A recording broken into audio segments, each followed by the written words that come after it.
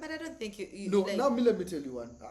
I'm sorry for intervening no, it's okay. in your It's okay. speech. No, yeah? it's okay.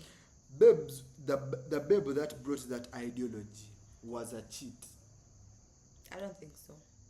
Atize kankugambe, what is the difference between dating me at Mobs and dating me here? Do you think Mobs is far? Yeah, a little bit. Judge ya mutwalo. Swani mukwe Ebeneza na atusedda wano. A little bit. And it's a little Than missing you every day at campus. I can decide to show up every fucking day. Hey, rich kid. That is a must. I've had a babe. No, 20. That is 20K. Going at yes, campus, that is 20K. Hey, mind you, I live in Kenya. What's the I live in Kenya and I was dating a Ugandan. You come every day. No, almost every weekend I was in Uganda. That's a girlfriend that I know.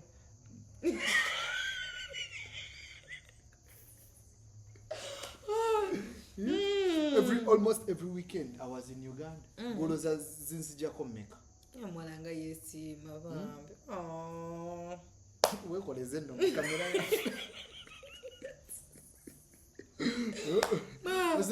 Almost every weekend I was in Uganda to see that babe.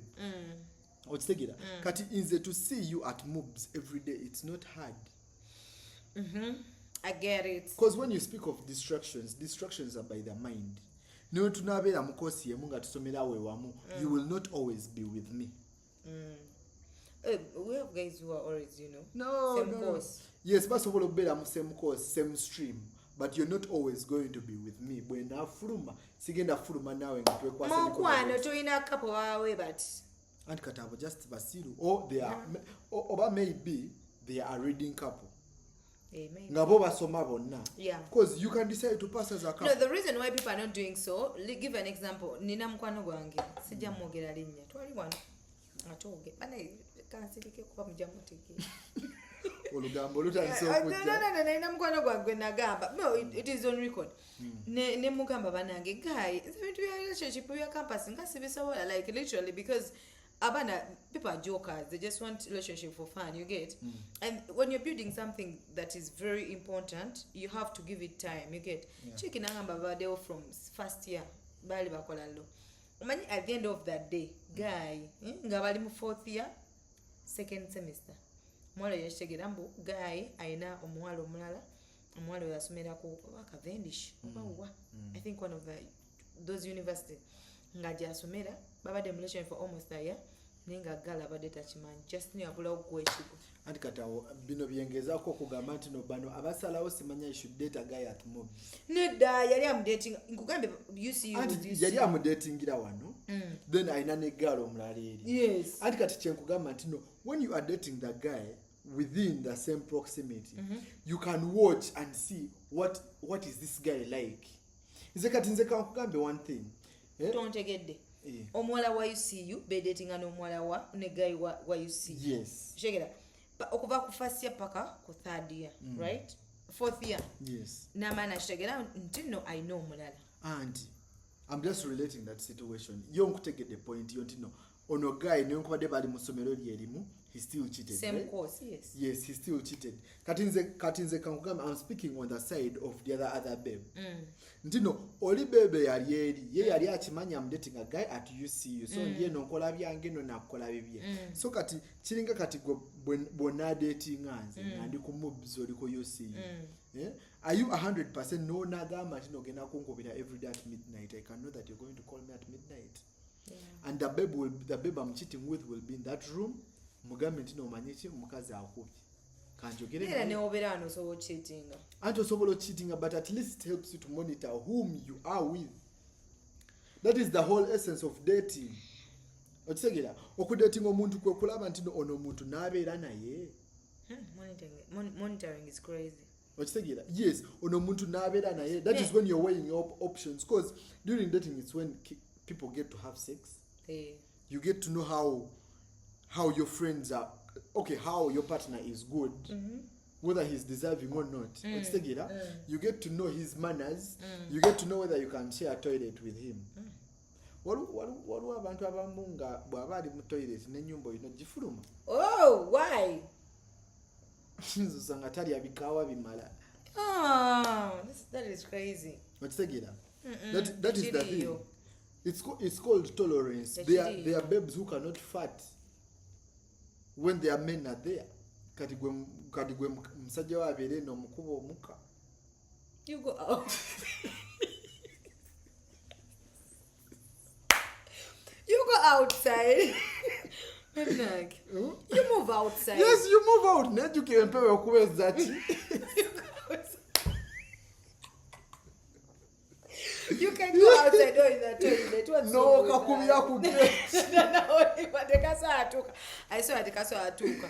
Golabika gwe tewasomera kati nze classroom ze nasomeramu. Where you go? Olaba twali tulina omuwala. Ngakuba emika emabega. Okitegeera twali tulina omuwala ng'akuba emika emabega eyo.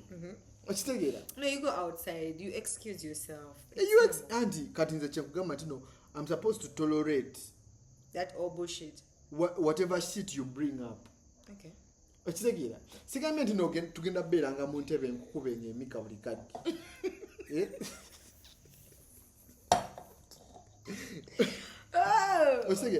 That is why I tell you that you have to groom the man into what you want, and the man has to groom you into the lady he wants. Kyekugamba nti no, on the side of women, there is no sex offender on the side of women. I mean, there is no sexual failure on the side of women, but there is sexual failure on the side of men. Bagamba nti no musajja tamalako. But it is on rare situations where you find nti n'abakazi tebamalako. Abakazi naye tebamalako kati ate okumalako mu bakazi kyekiri. Kale kugambe style ozajja. Style ozajja, there are babes who don't know how to arc their backs. Ngoba omuwa backshots ali bwati. Tabimanya ate yagala akola ati. Then anti omukuba kuba ekikono na. Okitegeera? There are babes who actually do not know how to sexually arouse their men, that they have to wait for the men to do everything. Yeah, which is okay.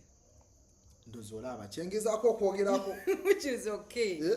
There is no sexual failure on the side of women, but there is sexual failure on the side of men, and yet we are supposed to meet halfway. I'm not going to be the only one inventing what we are supposed to do during that time. Nga gwe sebo nyabo ogenze kwetulako bwetuze okulaba bugabizibigere. So for our olusi, we date those pretty babes and have our side dishes bonobo, because a pretty babe mukitanda agenda agalwe bugaluzi bigere nandi she's pretty. Okitegeera? Obubi bukola buti. Obubi, she's going to compensate for her ugliness in bed. That word is so bad. Era bw'obeera eyo ng'olikana kimanyi abakazi abalungi, abakazi abasinga bali how moderate when it comes to beauty. Ababeera balungi. Yes. Era ababeera mu mamoto, nze neetegeeza abantu ababeera mu zi Range Rovers, zi Prado, emmotoka ezimalayo, abakazi baba moderate. Simanyi gwe gy'otambulidde. No, abakazi babeera moderate. I'm being honest with you. We went for liners. Liners. That side opposite Legends. Olwo olunaku twatambulira mu Range Rover by the way. Anti yagabula. Teyali yange. Anti yagabula yagamba maisa. Ate nga wagibbiyewo. Nze ne Maria tukumanye. Tompulidde wano nga ngamba sina motoka. Nkitegedde ate nga ngamba ate nga wagijjeewo. Twatambulira mu Nankani mu Range Rover. Okitegeera? Nga I was feeling a hardy guy, I was feeling a buddy guy, a biggie guy. Okitegeera? Twatuuka eri ku liners. We saw all kinds of women, all your types. Bonna baaliyo. Nze nkugambye omumwa kumpi gungwe n'amalusu kumpi gayike wansi. Kuba nalaba abaana ababikola. That, let me say, I had potential crushes like 1 million of them in that same place. Okitegeera? So kati tufuluma, and I had to say it out one, because among 1 million things there is always, let me say, a million green tomatoes. Even if there is that one red tomato. Okitegeera? So I have to say it out, that one red tomato. Nga ebisumuzo bya Range Rover mbitambuzo babatya. Bili wanne ebisumuzo ebyange. Kansubire room najigadde nobjigada nyizo ngambitambuza bwenti. Okitegeera? And I'm like, hey, hello, how are you? Bichi neneyogerako mangu. Tufuluma liners bawedde simanya mafumo bamazo presenting abiki tugenda eri mu parking lot. I'm like, where did you park your car? Because I was feeling a bad guy nali newulira nzaaliko okitegera. Range Rover, was it 2010? Hey, that is the choma. Nkaddemu asajja bavuga ziriko okitegera. Waliwo ne 2020 2020. 2020 okitegera. So kati tuli awo. But naye ekyaliko. Ate eba ekyaliko, yes okitegera. Kati ne mugamba, where have you parked? The babe is like, let's walk to the yard, the other side at Legends, where are where most guys parked. I'm like, steady. Tutambule tugende ng'ekisumuzo mugamba no mugamba, where is your after party? I can't even take you. You can leave your car here. I'll take you then bring you back. You pick your car. Okitegera. Nze manyi nzaaliko, I'm in a Range fucking Rover. The baby is too pretty. Kugambe natuukawo omwana naye asa brabas n'ensirika. Natuukawo omwana naye asa brabas ate teyali omu. That line yali ejjudde brabas Range Rover. Then Kruger nga yesemba eri okitegera. Nenkugambye, most of the baddies are the ones that were going in those cars driving away, and they were all nice. Okitegera. Kyenva nkugamba nti no simanyi gwe gy'otambulidde naye abaana abalungi ennaku zino. Basically zimu teziba kati nga gwe ziba tizitwogera ku muntu ng'emmotoka yo. Okitegera. I'm talking about babes ng'emmotoka zaabwe si bino mbu anti baba napangisiza. No, okimanyi nowadays barentinga twala abaana ku senti biche y'essomero omusanga ng'avuga n'olooza ye. Omuntu arentinga Range Rover aba still munene. Kati nze kankugambe waliwo prom ngeya Elite. Those kids bachimanyi bulungi. Everybody knows those kids, those cars are not theirs, right? Yes. But everybody will tell you those kids have money. Kati kankugambe ababyogera babati bali kubanga nze ng'omuntu kyokala. That is why girls do mistakes. Shegera. Osanga omuntu ng'avuga tuli ku yusu bamuko ali mu motoka ya kitaawe n'ogwamba ati the guy is driving. The guy is kitaawe yagula motoka. No, I better go with a Vitis guy than doing with a Prado or Range Rover nga CEO. Boba ya kitaawe. Yes, kyengamba nga kitaawe. I better go with a guy avuga Vitis nga naye nga kagera manya ye. Nga kitaawe talina Vitis. She's okay because I'm not looking at what you have apparently. I'm looking at the future. That's your vision. That's why I'm like this. We can have vision. There is. You're driving your father's car and you're telling me we have a better future. What is wrong with driving your father's car? No, if at all, okay. I'm trying to. Okay, we have a mentality as we girls. That's why we make mistakes every day. Yes. Nti ochimanyi nti bachitaffe ababola abanga balina amamotoka most of the time babeera n'abaana nga bangi. Sometime bear with me shegera. Emotoka ayinza okuba namugamba daddy let me drive it nga maybe mu parking nga namukala emotoka ze nga 3 oba 4 shegera naye alina abaana 12 oba even 20. You get? No, I'm being honest with you. Guy agenda bambulamu toje nakwata ku mupiira gwa motoka because wali abakulu abakuzi. Ojja kuvuga mu segera. Nwabere no hustler. Daddy alina mwaka sente sikanji nnyo. Naye parents have this mentality. Ransom agambo inawo meka nkongerezeeko. Segera. Nakuwa nobangu manyi kadi eri mu manyago. Segera. That is why you cannot impress me with I'm driving. No. Nedda sebo. No mukwano. Nze nayo kusanga ngovuga Brabus, nayo kusanga ngovuga Range Rover.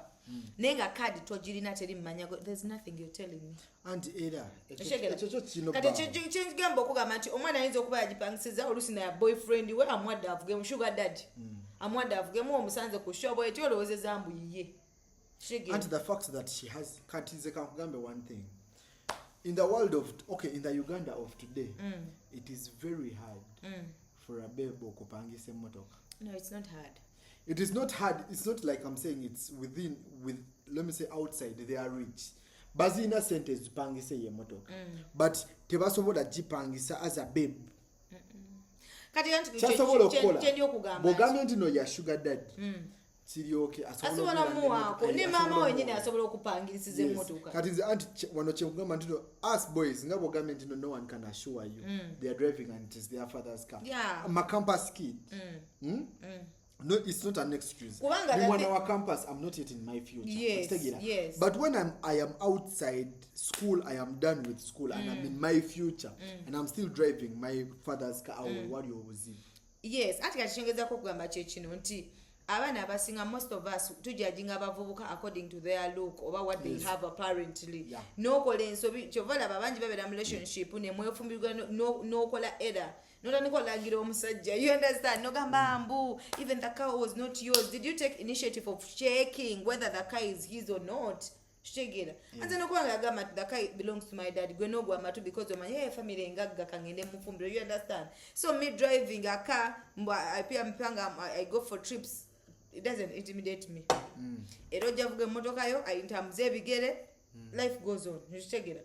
Because salo la kola era chobangambe better mbere guy nga ina vitis nenga ye kadi ngeri manyage because nina assurance nti ezibu kyona we kigwawo so wano tune motoka isendezo ne zivamu yachita also wojetu na without his consent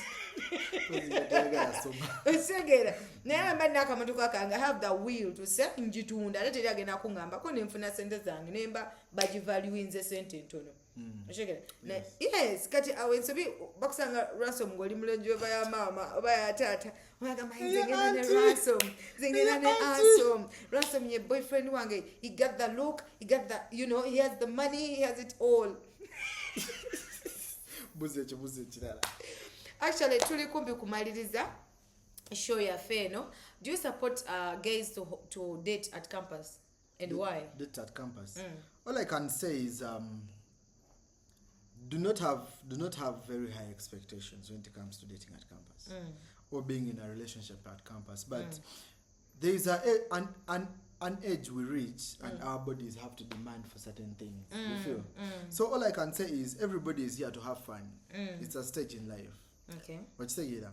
So take it as it is. Don't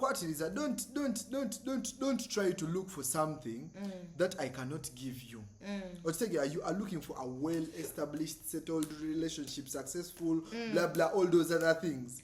I cannot give you that. Mind you, we may do those funny things and be loyal to you right now. But deep down, I also know I'm not going to marry you. And even you, that babe, you also know you're not going to marry me. Ninga, just you do not want the truth. Most babes are delusional. That is why they actually invented this thing of friends with benefits. People do not realize that whatever stupid relationship you had right from high school up to now at campus where you are, that was your friend of benefit. Relationship, that was your friend with benefit. That is why you easily walk out of those relationships. Yeah, someone whom you were not friends with benefit with. Kangame, relationship is something very serious. For a woman to walk out of a relationship, let me say, the things the man has done wrong have to be concurrent. Like they have to be solid concurrent. Yes, in Sobolo Kwendako. Okay. Tuchali bato, mind you. Tuchali bato. So deep down, just know you're going to forge a relationship with me. But in I'm going to cheat. Even if I tell you I am a good boy, like fuck, I am going to cheat. Me, I live reality. I will be faithful to you, or loyal to you 1 month, 2, 3. The moment you start to bore me, I will cheat. I'm not saying that I bring you and put you there for my own amusement or fun. No. So meaning a person should not date at campus? No. I'm not saying you should. If you're dating, you have to know that it is for fun. No. That is not what I'm saying. Exercise your dating qualities. Exercise how to maintain and be in a relationship, because everything is a learning stage. Tosobola kumalaga abuka kuveri notandikira wovuga egali. Daba ino kuyigiriza egali. Tuina abantu abamu abavudde mu relationship from high school, campus up to where they are right now. There are those people. Yeah. There are those people. That is a mutant. Cheaters, just Neda oyalela mutant o kamkambe oyo mukazi oyo muwala aba just tayagala bagamba bawe ebyakoze. Ni ababi manyi. Ochisegira, babes be knowing things, but she kept it real. A serious relationship, you don't just walk out of it. You talk your problems out of it. The situation that separates the two of you has to be concurrent. okitegeera omusajja bw'ayenda for example I'm dating a babe maybe called Jacqueline and I am cheating on her with Jackie okitegeera she finds out and I apologize and I'm still cheating with Jackie okitegeera that is a concurrent situation, like it's reoccurring kati I've turned her forgiveness into manyos okitegeera. So she has the right to walk out of that relationship. Yes. Naye bwe cheatinga ne Jackie nansonyiwa nentwala obudde maybe a year or a month, then maybe I fumble somewhere else. At the back of her mind she has to understand that I'm still young. I'm a man, mind you. That is why they tell you women do not cheat the same way men do. Yeah, that is true. You cannot, let me say, you can. Okay, let me put it in this way. A key that opens very many locks is a master key. Yeah, it's right? Yeah. Then a lock that is opened by all keys is a bad lock. So kati you women are the locks, we are the keys. Oyagala toyagala, we are the keys. That is why by the time you are cheating on your man, that means the guy you are cheating with, you have learned to trust him and you're no longer trusting your man. Yeah, that is why it hits us differently.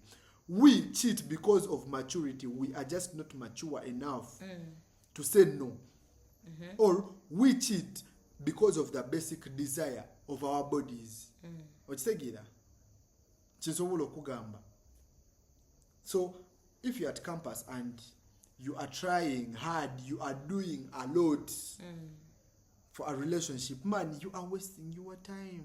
Now we're going in deep down, you know it. Have fun while it's there and while it's still funny. Don't have fun because the matrix or the system designed it that way. Have fun on your terms.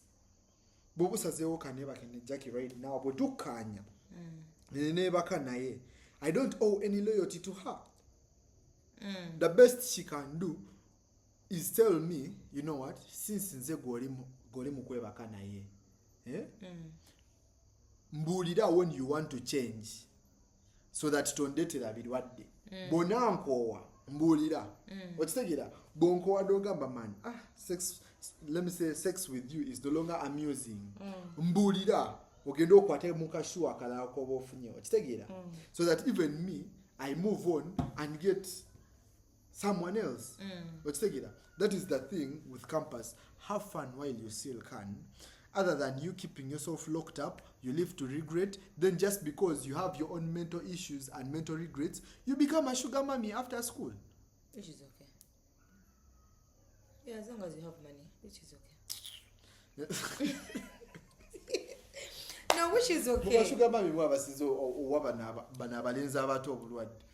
no, which is okay. Because, at the end of the day, oversleeping with men, it's not also nice. It's not nice. Yeah, because going to this guy... Look, those are the things. Yeah, okay. Ransom akugambye omulese ogenza ofunye omulala. How many guys are you going to sleep with? And the thing is 10, like this, 20? Look, you're supposed to be picky. Okay, you just don't go picking on everybody. I've not told you people to become give an hoes. example. I've wasted my time. Even we invest time into relationships. That's why when we talk about our mother, Mami Teddy, the thing that pained her, it was initially time. Yeah. The time she invested 25 years, those are too many. You understand? For 25 years, Kati, I'm speaking a time period of like a month. Nah, at a month, a relationship, we were talking. Talking. At the talking stage, do you have sex in the talking stage? And me, all I can say is not to be delusional and stupid at a point, but I would say to actually get the better side of me or to actually know what intentions I have for you. I would prefer, even if we have just met today and have sex, I have no problem. I had one guy saying it. If we meet today and have sex, and you see me come back tomorrow and tell you wagwan and put in the energy to have you, then you get to know that I am actually having feelings for you. Secondly, whoever comes, give him. But to me, I just feel like it is at a point better in that way. Kuba trust me, you are going to sogenda kunniza. Yes, oja kunniza. I will play the long game. But the moment you give me those legs and they are not worth the weight, yeah, you're just like any other normal girl that I was eating on the side while I was waiting for your legs, then I am going to also add you on that queue. No, what if she's better? If she's better, then I get to keep you, then you will be worth the weight. That is why they tell you, that is why a guy will ask you, man, is she worth the weight? He will be like, man, I'm going to play the long game, but is she worth the weight? Okay. So if you're making that one guy wait, please be worth the wait. What do you mean worth the weight? Like, when it comes to you giving him the legs, maybe to be more at research more, because this people have different fantasies. Wanji mama. Yes. Research. People have different fantasies of how they want to be done. So kati tosobola kumalaga very nolinza mwana wa bendi mugenda galula bugaluzi bwe batistani. Ransom, wanji mama. Wama you researching? That is the thing, you're supposed to be equipped. I am not saying go practice and be experts in this, but there are babes that actually have here and know what to do. You've tried to see them, right? I have seen them, I have been with them. Ngomwana ebintu tabikolangako naye ng'olabira ddala she has detailed information. No, because there is intimacy. I think it is intimacy. Because when you're in love with someone, there's that intimacy. Yes, that forces you to do things that you're not even supposed to do. Like what? No, the things that you're talking about. No, literally. No. If you don't know how to arc your back, you won't learn that day. Kyekugambe nti omwana tebasobola muzaala ng'amanyi vuga gaali okitegeera. Abaana kamubakozesa ensobi. Si bakozesa nsobi. Bw'oba okalabye ku YouTube ne bagamba this is how you arc your back. Genda okapracticing. Katonda wange. Musajja talina kumalaga kusooka kugamba arc your back, then you arc your back. Nedda. Okitegeera. That is the reason why you leave these girls. Let me tell you, your sex game as a girl child matters a lot. Okay. Let me say on 90% or 70% of men, you feel? Men love women that at a point will take charge during that intimacy. Yeah. Olimba.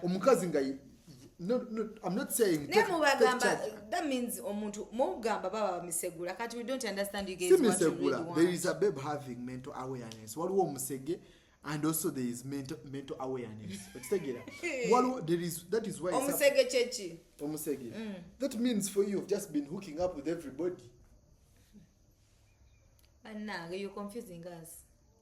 Because I know when girls do that, when they initiate that, you guys feel like what they're doing is, they're spoiled kids.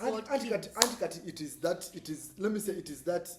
system that you people also input in us. Kati me, I have some very tall friend of mine, Chikola Lo, Musiru Muzio. Kugamba, he always wants to look mysterious every time. Musiru Muzio. I would want to mention his name, but I know it might reach him.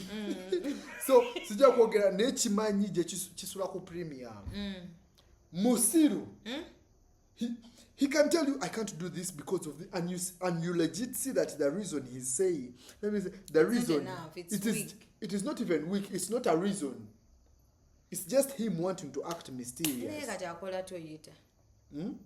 Akola atyo kola je okuyita ebigezo olwo okubeera n'amagezi ganaka ngo mu class nenga wano common sense wise or just musiru, you're just an idiot. You are trying to give the public a certain image of you which you are not. That is pretense. You are pretending. And there is nothing hard to keep up like pretense. That is why the ransom you saw first semester, first year, is the same ransom you see now. Yeah, that is true. Sigwa sambuka. Kale, nsobola okwambuka. But sigwa. Osegera. Siva ako kumuti. Omutindo kumwanda bako. The person, just say, gamba kugamiti no wali mwaite munamanya. But after you knew who I was, what kind of person I was, I said that way. Because sika kambela. I don't force what I'm not. Yeah. I live me, I be myself. And you people have to learn to be that. okitegeera nze bwe mba nkwagalako nga just njagala bigere man I will tell you that is really good. okitegeera Yeah, because I most will of the tell guys you. they don't communicate. So You- literally, girls they don't know what they are going for. you might give me signals biki kye mba nkugamba nti no nze a babe if you want me you don't have again to beat around the bush no iteri you do a lot come and tell me nti man okimanyi ki nkwagala mu copy and we bargain but you also come and tell me when you know you are worth me Oh. tomala gaveri mu buziina biki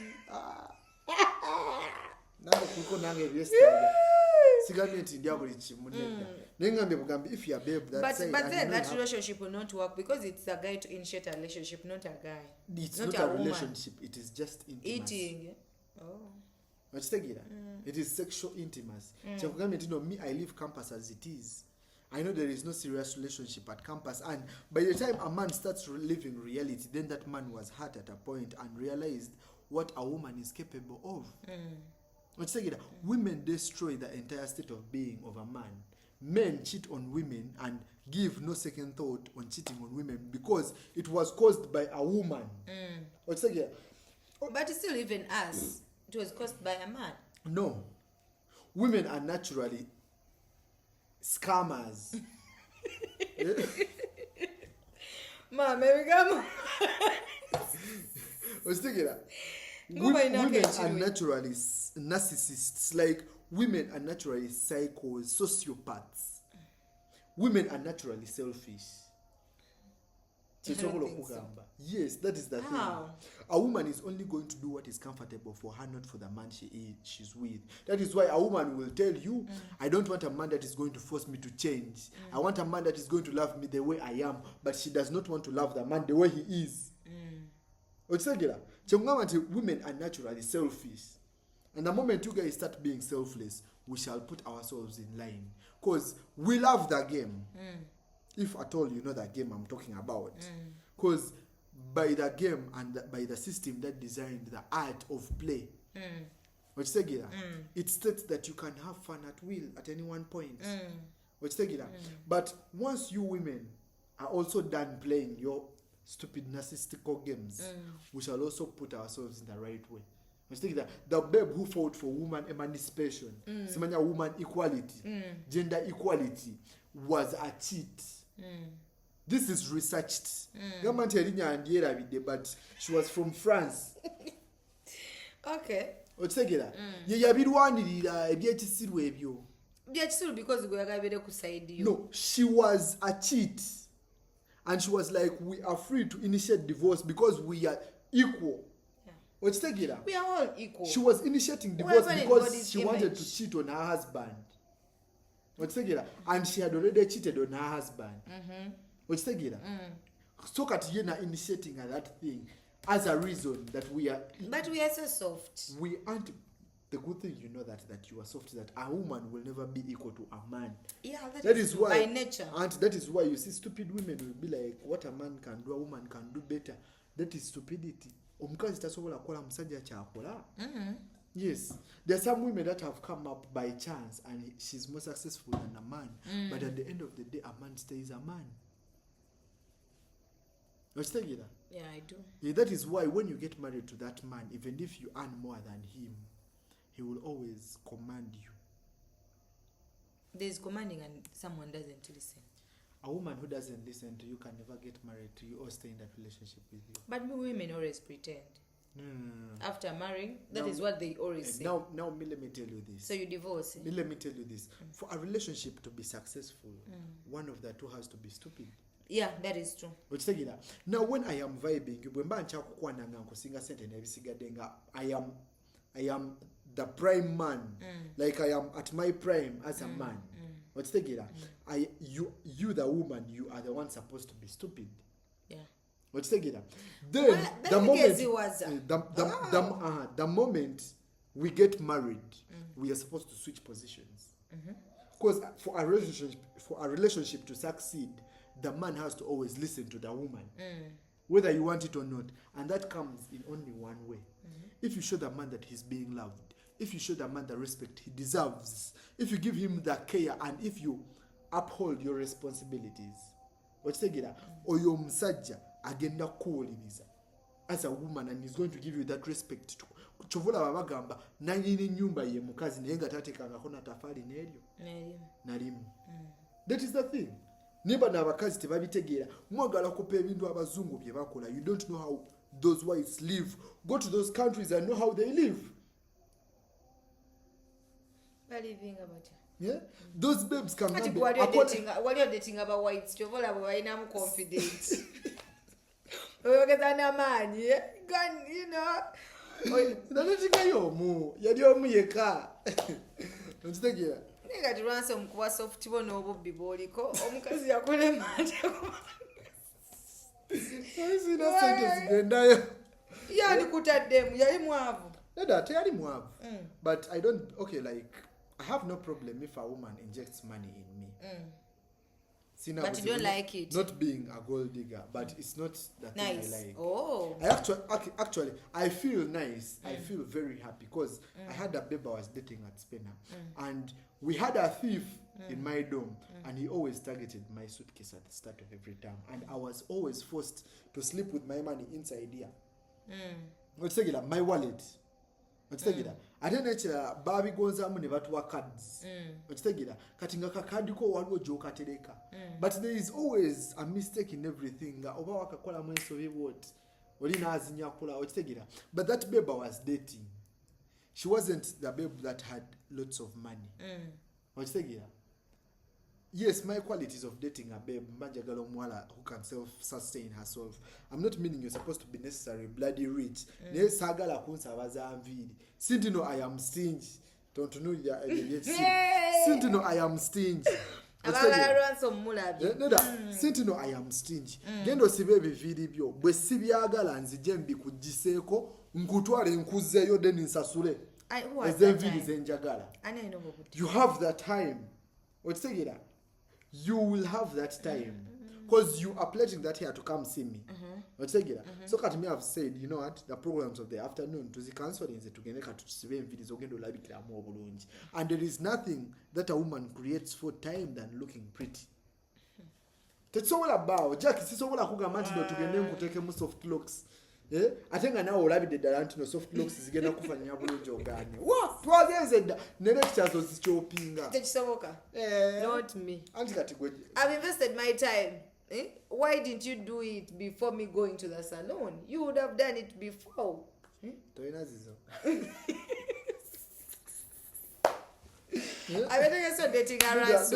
Omukazi aba alina okuyiga okwefaako. Yeah, that is true. Okitegeera ife totulaba nga tukusabaza saloon.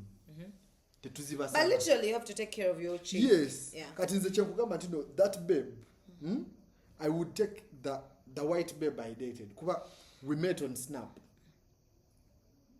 Okay. And I introduced her to WhatsApp kuba nze nali siri muntu wa Snap. Otegera nekakati Snap nakayigo okugibeerako abaana bamanyira ku Snap. Otegera okugibeerako nembeerawo nga I'm chatting to more than 3 people. Otegera it is this year me talking to people for quite a time nempeza more than 5 messages this year. So I find on Snap like I added her, I think by mistake. Otegera she added me back and she sends the first hi. So I inbox her. I crack a few jokes and she reads the shit. So I tell her that I'm always active on this thing called WhatsApp. I don't joke about ebatera kozesa WhatsApp. So she downloads the WhatsApp app. She's like, this side they charge you taxes for this shit. Yes. Because the number are steady, but so you can chill, we can be talking on Snap. She's like, no, I need most of your attention. Abela straightforward. Woo! Abela straightforward. I need most of your attention because I find you amazing and nice. Because the number steady. That is the Western culture. Here, when that is the Western culture. Women that are trying to copy the West, copy it right, because we are always trying to copy the Western culture. So I'm just telling these babes to copy it right. Don't copy just the easy part. Copy plus the complication in it. Wachitegera. Tetwagala kutwematirirako. Wono ne mwesiga lip gloss ne mushananya skin bichi. Ne mweyita ba cool kids ne mwe modola simanya you want flowers. Wano mu Uganda boleta flower bouquet nga toleddeko money book ekyo sikiraba. Yeah, true. Okitegeera? But Kendall Jenner received a full house. Actually, it wasn't Kendall Jenner, it was this offsets Cardi B. The new guy she's with. She received almost an entire room full of rose flowers, like bunches of rose flowers. Manebuke neyo name, and that she has it all. She has it all. Yes, in Kugambi, and she has it all. Ne omusajja teyateka mu yade manebuke eyo. Yeah? So that babe was very appreciative, and she gave the man the well respect he deserved. She gave him the attention. Had the money. She has the money. Even these babes have the money. She got the money. They have the money. Flower bouquet abanaku. Flower bouquet ogenda jimuwa. Agenda jikola mungi. Kujamu sente literally. Bwana zijamu azikose. Zikozese for my personal use. Take a mwaka kadde, take a million B. Zinsabe straight I wire for you that money. I cannot refuse to give my woman money. I can't. Ransom. Boba tonsabye za nviri, boba tonsabye za njala, nsabe za outing. Sigwe na mikwano jo nze nawe. You and your friends. I beg. Yeah, people have to go with their friends. Otwaleka kwanoko akakulia. No, it's okay na abawala, ate abawala beeki. Abawala beeki, enaku zino. Wabijjawa. Babes, it themselves. Allegation. Alabika gwe. Kale. Abawala bekola ebintu ebyekisiru. Allegations. They just, they have two friends. Ate gote chikutuka nganako. Kadolaba, I can even give you go out with your friends, girlfriends, you take those pics, I will never receive any of those pics. Nika twaliwo yo guy omulala ali mukukwana igogendo sindikira nankani. Ebifana nebi. Yeah. Biwakubisa ko sente zani ezizo which is. Cheva kugamba tino me can only send you money if it's going to benefit the both of us. Nag. Abagala Ransom mulira. Nida bobo yagala ekintu and you want to call me and tell me what you're going to use my money for. If you're like Ransom, I want money and I want a cloth.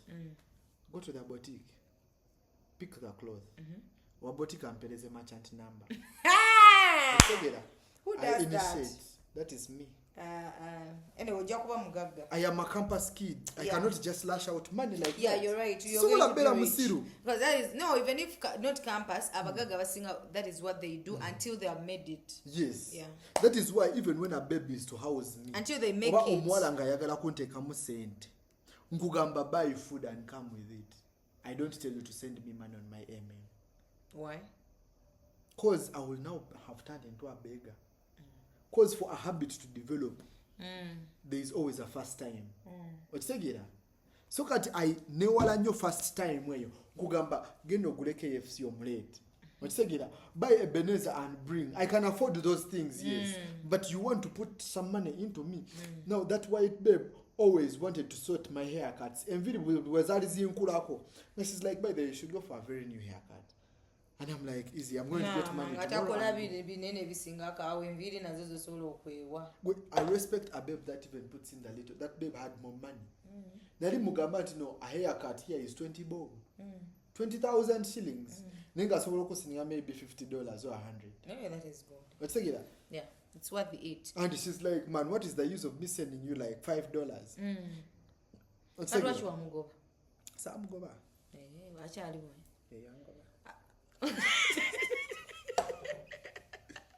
Neda sina kyenakola. Nolina byewakola ebibi Ransom. Ekintu kiri bwe sina kyenakola teyangoba tewali yagoba munne. The first time I had to make a trip. You didn't communicate? Sweden. No, to make a trip to Sweden because that is where she was from. Yeah? I didn't fulfill sentences awela bulungi. Sentences awela bulungi banange Sweden tetugendezayo maato. Tezawela bulungi, I'm like steady. So the second time my mom is like, you know what, I'm having a business venture, I'm touching. Nimwekwata ko went. I go there, we have our fun which she even takes me to her parents. Kati bote bachimanyi, this is Africa. You cannot bring a baby and be like, mommy, oh no, you know.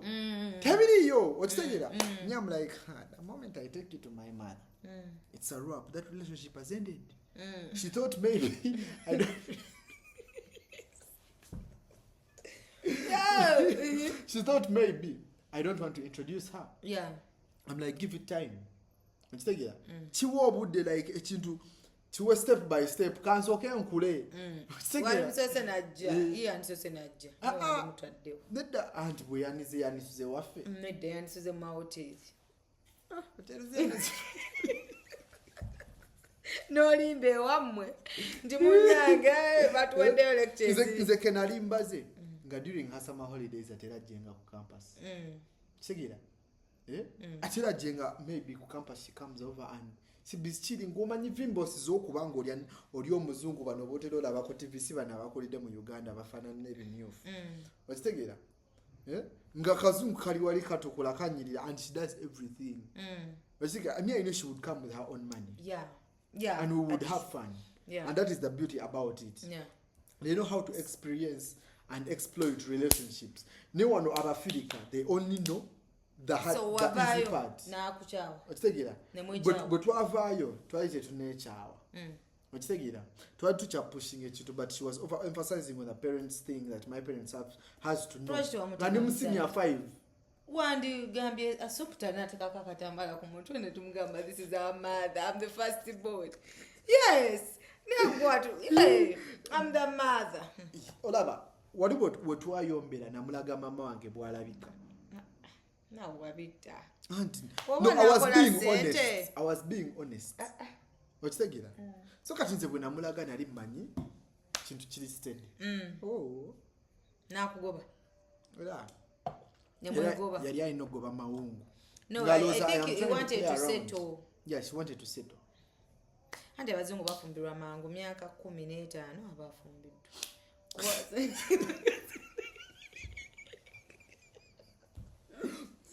Kubanga bwejoga mirambo oli muto cyane mu high school yabafumbiddwa.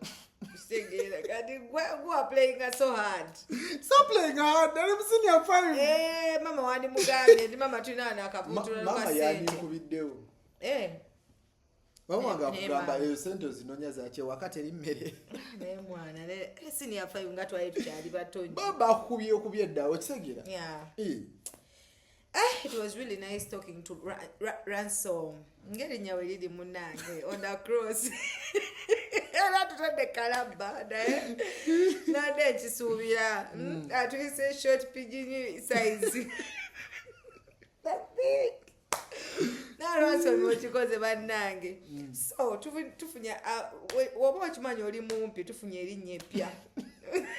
Tewebuzabuza mbogamba mbu girlfriend weight oba height oba girlfriend height ebyo ebyekisirwe ebyo bakugambye boli mumpikiriza nti ndi mumpi oba oli munene fatikiriza nti oli mafati genda mu gym if you know that you're dark skin maintain the skin kola omubiri and look pretty like man muyige engeri gye mutunuliramu abalenzi mwagala tutunule tutya waliwo akutunulira omuwala akutunulira ng'ayagala okukuba waliwo yakutunulira n'olowooza ayagala kwebaka mwagala batunule batya man you are supposed to look bright okitegeera olina okumulaga nti no man it's like I'm looking at the stars byonna babikoze byonna babikoze naye tebafunyeemu muganda wange tebafunyeemu no I'm not a sadist but literally girls have done I've seen girls kneeling I've seen girls doing whatever they have to do but at the end of the day guys never disappointing as in a relationship omanyi tubeera wali eri nga tugamba aka relationship tekagenda tekakrossinga guno mwaka netubalawaga mwewujja muyiseewo naye nga fe twakabaza edda era ogenda okatwalo ke twagamba next semester akarisho tekajja bbaawo era bakomeo nga beekyayi chika alina gayi mulala kwegamba mugenda ali nga mwewujja mwagala ensi yonna ebategere neffe tuba twamaze eddubbala kubanga you weigh the guy n'oweyinga n'omuwala n'omanya n'ogamba awo tebali kiriwo so literally nze gyensobola ogamba kamubuzeeyo my last question advice yo omwana obuwala atawanyizibwa omukwano ayina byayitamu nga biri very hard atrayinza okwagala abavubuka mumuleseewo mubalumiza emitima mutuvumye nga tuteekako wiigi embi mutuvumi wetwambala ebintu ebitatusana whatever mutugambe tulina obeera abantu abalungi oba. And another thing, do you believe in what is it called, signs nti ono segi ono Leo oba yeah. What do you believe in what we call ebintu no bituufu? Do you believe in no, do you believe I don't even know where I belong. Bakuzala mwezi ki? September date 22nd. Goli Vigo. What about you acting that way? You a Vigo. Vigo, cat you have understood. Vigo we batu we babeda. But before dating someone, know the sign. Yes, I'm being honest with you. Katana Ransom, embarrassed zonazo, you a Vigo. September, these guys, ngera watch your get. Tuwetaga mkazi wa manyinyo, you're a kind of a guy. Also, be a mkazi unga taina set. No mgamba, oli mkazi wa Ransom. Just know. Just being Ransom's woman. You understand? You are rich. Those are Vigos. Those are hunters. Those are Vigos. You understand? I look at the sign before dating someone. I remember September from 22nd of August up to 22nd or September. Yeah. Those are Vigo guys. Kati babela ne pride babela ne ngugambi akusanga nga tolina nagamba you're going for a party bagambe bugambi I'm someone's you are my woman. That is how, and most of the time babela bagag by a sense of humor, like you can go by a sense of humor, like literally. You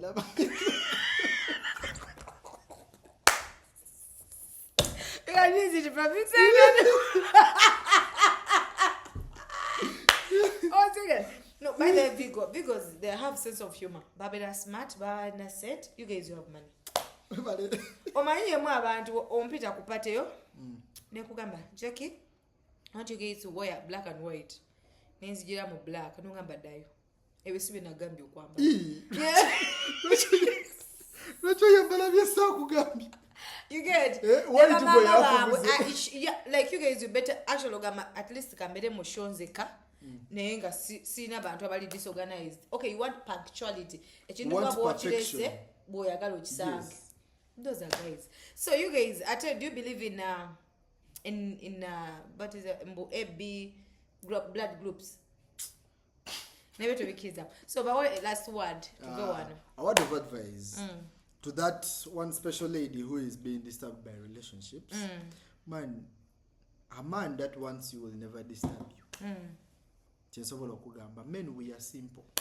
Siba chipostinga ne ku status yange abasajja tetuli bazibu. Bwemba sikwagala ngenda kusumbua. Bwemba nkwagala sigenda kusumbua. Okitegeera. So get to realize, and you women have the tendency of being afraid of rejection. Mutia rejection is part of life. Yeah. Okitegeera. Omusajja bw'aba takwagala kiriza nti no takwagala okiveeko. Abamu kumwe muyizolooza nze tebaŋŋaanangako.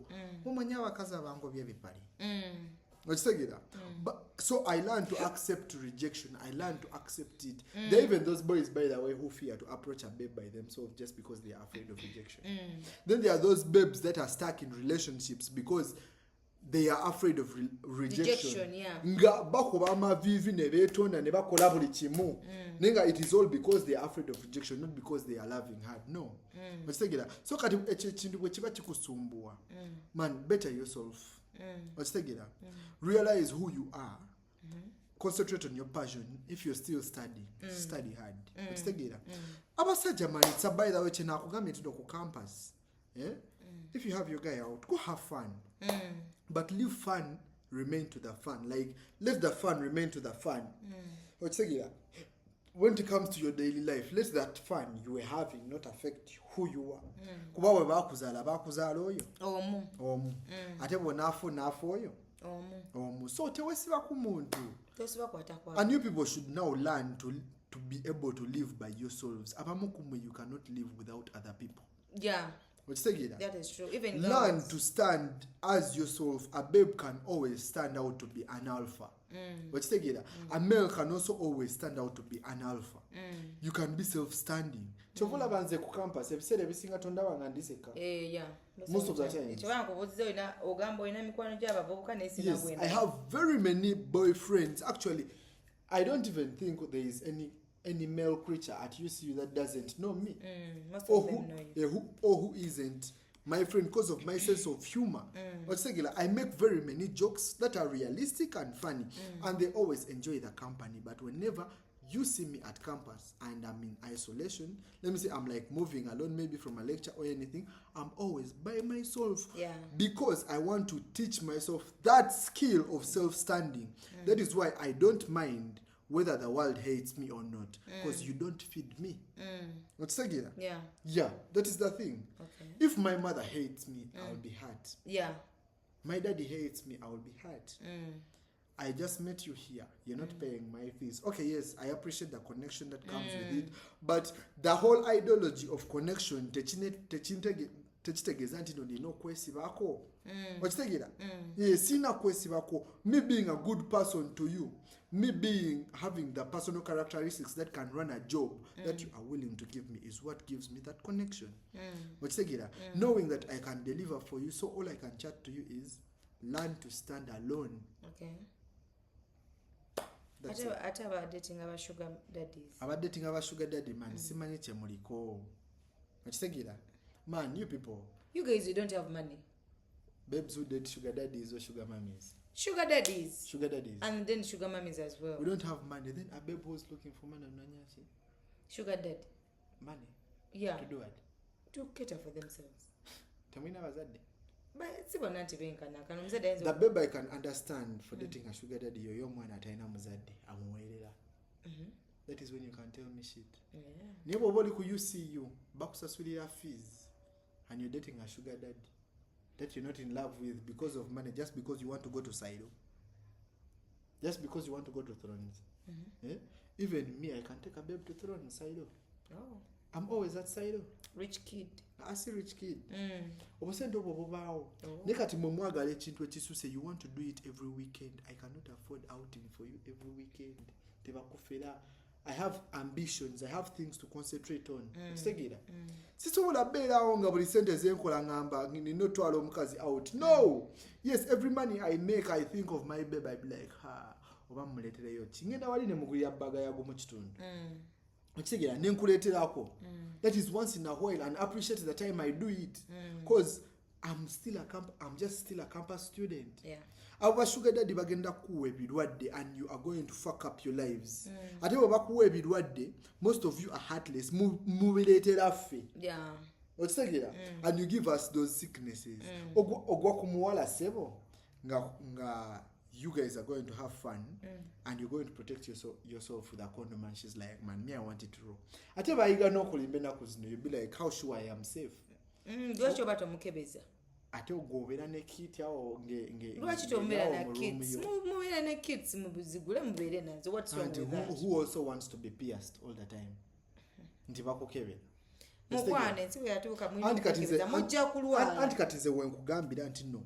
Bane ku kyokukebera kuba oluusi obwo bukiiti obwo. There are some omuntu bw'aba abadde efficient ku ddagala lye buyinza obutamulaba. Kyoyina omumanya okitegeera.